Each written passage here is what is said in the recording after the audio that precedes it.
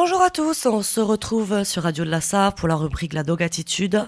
C'est Cécile aujourd'hui, je vais vous parler de l'éducation positive. Oui, on entend de plus en plus parler dans le monde du chien, l'éducation positive. Mais qu'est-ce que c'est en réalité ? Donc on appelle méthode positive la méthode d'éducation canine basée sur le respect du chien et la non-violence. Dans notre société, les chiens sont de plus en plus présents pour vivre en harmonie avec eux, il faut les éduquer. Donc les méthodes d'éducation en fait ont évolué.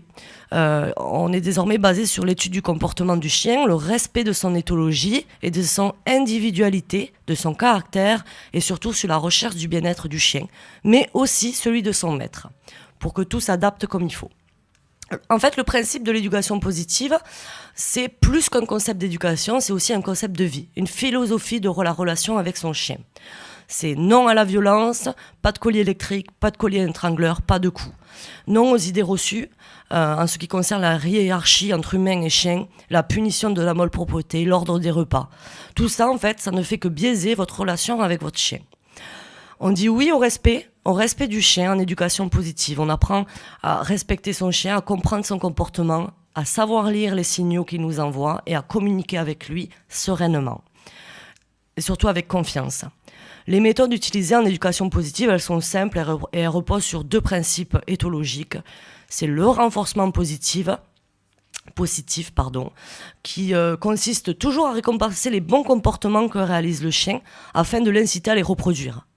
Ensuite, il y a la punition négative. C'est une méthode qui consiste à enlever le stimuli qui veut obtenir le chien tant qu'il fait un mauvais comportement. Il y a aussi le leurre.